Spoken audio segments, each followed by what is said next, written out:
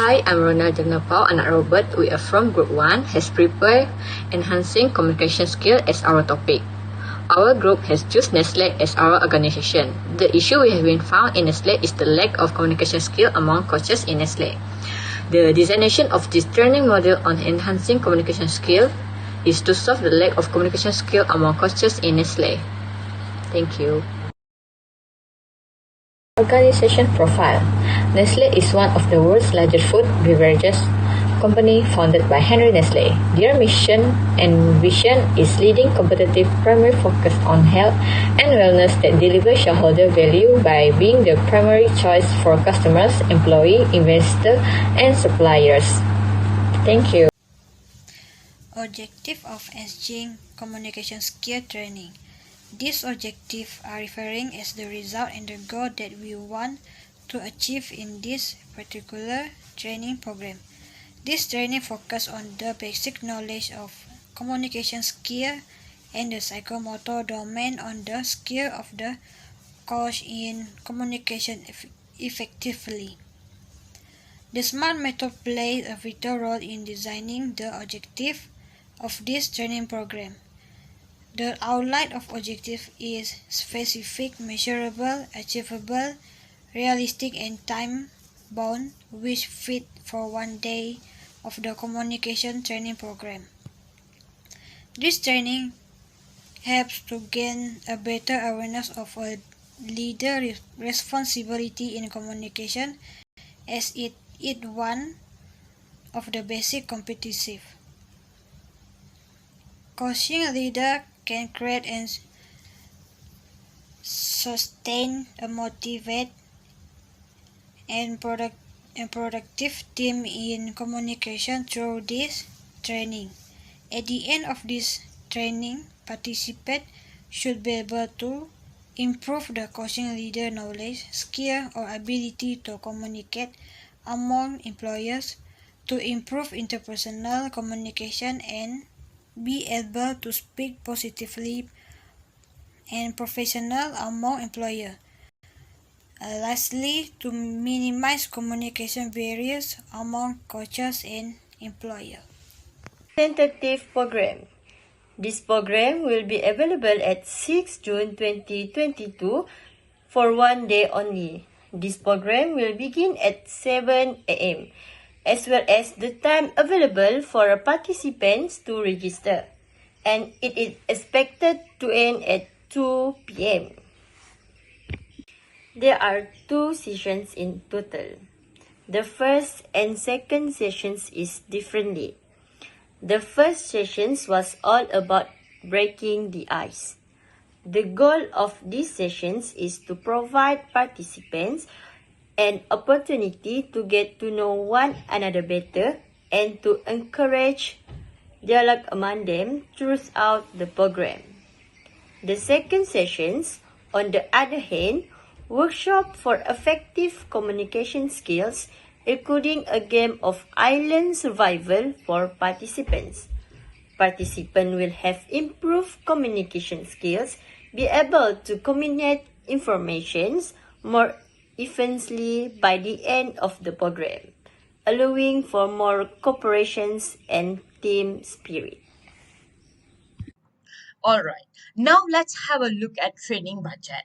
Budget is one of the important and a critical tool management in each and every organization. Now we're gonna look at the budget planning on training to enhancing communication skill.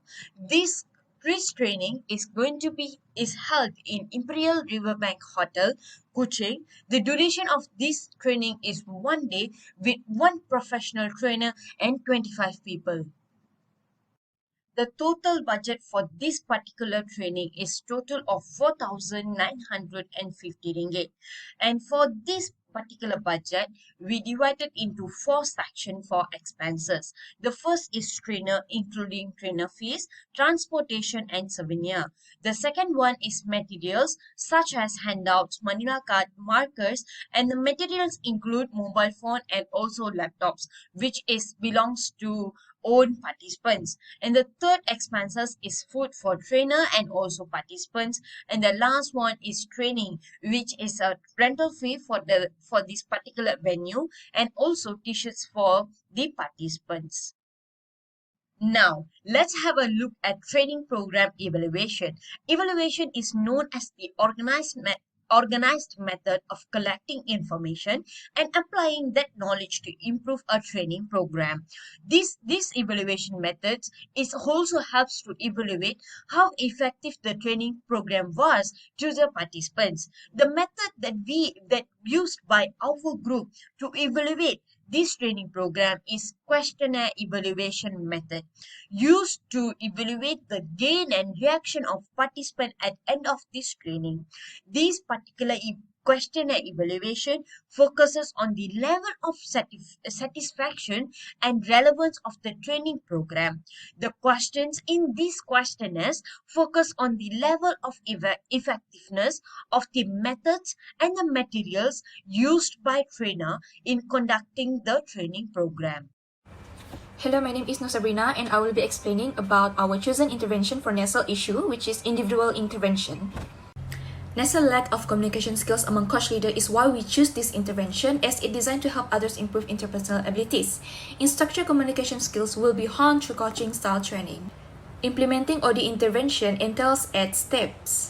The first step is entering and contracting. NESL must clarify that the coaching instructor is not effective in communication skills, so the primary audience will be the coaching leaders. Next, internal consultant will be held responsible in this instance because they understand the client's organization better and speak the lingo better than the external consultant.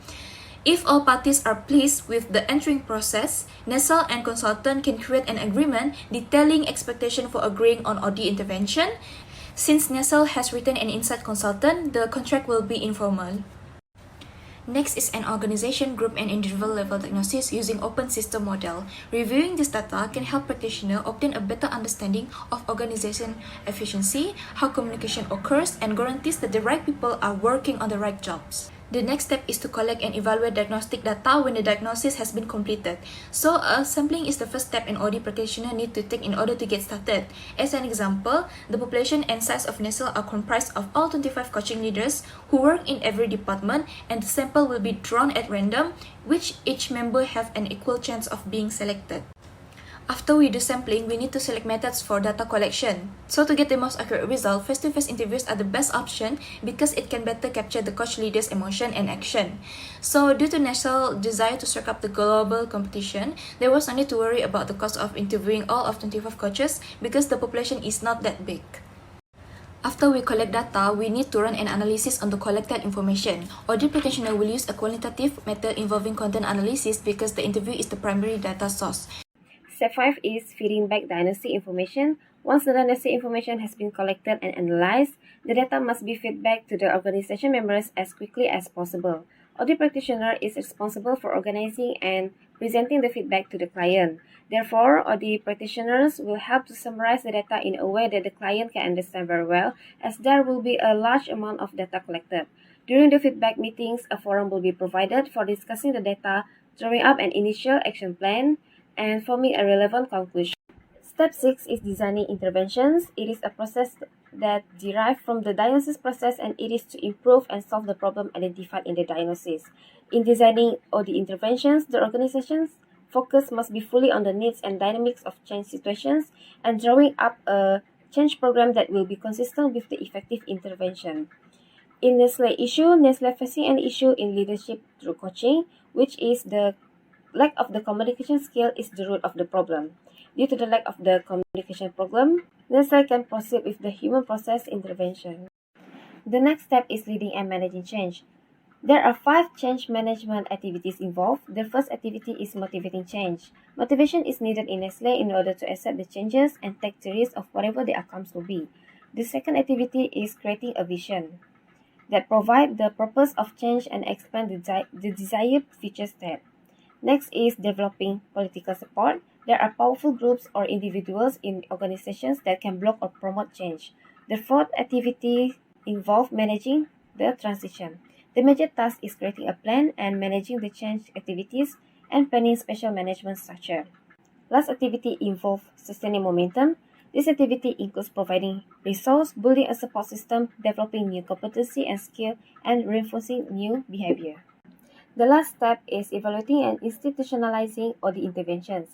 Evaluation refers to the feedback given by the practitioners and organization members regarding the progress and the impact of the interventions. The information will be used to decide on the need for further diagnosis.